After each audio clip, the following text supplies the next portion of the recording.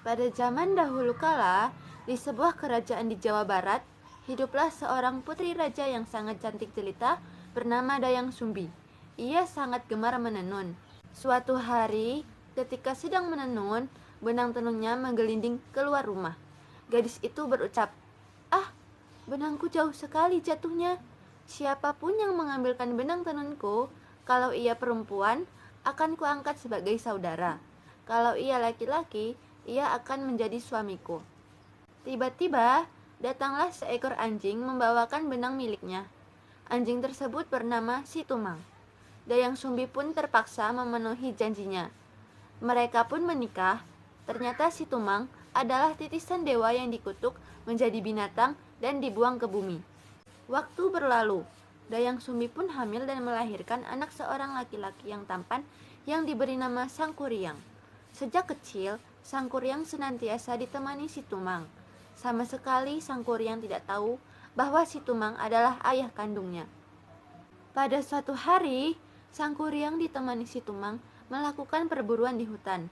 Sangkuriang berniat mencari kijang, karena ibunya sangat menghendaki memakan hati kijang. Setelah beberapa saat berada di dalam hutan, Sangkuriang melihat seekor kijang yang tengah merumput di balik belukar. Sangkuriang memerintahkan Si Tumang untuk mengejar kijang itu. Sangat aneh, Si Tumang yang biasanya penurut, ketika itu tidak menuruti perintahnya. Sangkuriang pun menjadi marah. Katanya, "Jika engkau tidak menuruti perintahku, niscaya aku akan membunuhmu." Ancaman Sangkuriang seakan tidak dipedulikan Si Tumang. Karena jengkel dan marah, Sangkuriang lantas membunuh Si Tumang. Hati anjing itu diambil dan dibawanya pulang ke rumah.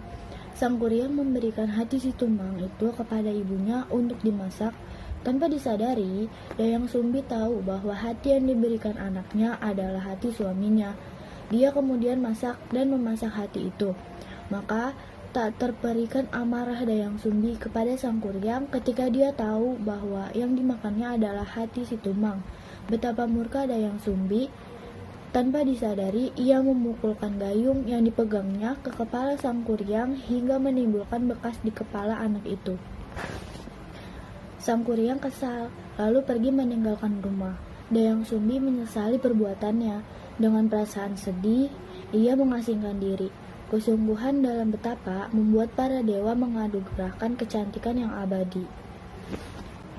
Tahun berganti tahun.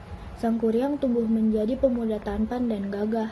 Selain itu, dia juga memiliki berbagai ilmu kesaktian karena berburu dengan beberapa petapa sakti. Suatu hari, ketika sedang mengembara, ia sampai di suatu tempat dan bertemu dengan seorang gadis cantik dan mempesona. Ia adalah Dayang Sumbi. Mereka saling jatuh cinta tanpa tahu bahwa mereka adalah ibu dan anak. Sangkuriang pun hendak meminangnya. Ketika mendekati hari pertunangan, Sangkuriang bermaksud pergi berburu ketika akan mengingatkan kain di kepala sang suaminya. Dayang Sumbi melihat bekas luka yang sama dengan bekas luka anaknya. Ia sangat terkejut dan yakin bahwa calon suaminya adalah anak kandungnya. Dayang Sumbi segera mencari akal untuk mengagalkan pernikahannya. Ia mengajukan persyaratan yaitu membendung sungai Citarum dan membuat sampang yang besar. Kedua syarat ini harus diselesaikan sebelum fajar. Sangkuriang menyanggupinya. Sangkuriang pun meminta bantuan para makhluk gaib untuk menyelesaikan tugas itu. Sebelum menyingsing, Sangkuriang telah hampir menyelesaikan persyaratan itu. Dayang Sumbi panik. Ia meminta perempuan desa menumbuk padi. Ayam jago pun berkokok karena mengira fajar telah datang. Makhluk gaib pun yang datang membantu Sangkuriang pun ketakutan. Sangkuriang sangat kesal, usaha gagal sudah. Dengan marah ia menjebolkan yang telah hampir selesai dibuatnya. Akhirnya terjadilah banjir yang melanda seluruh desa. Sampan yang juga telah jadi pun ia tendang sehingga terdapat jauh yang terbalik. Sampan besar itu lama-kelamaan berubah menjadi sebuah gedung yang kemudian diberi nama Gunung Tangkuban Perahu, yang artinya perahu terbang.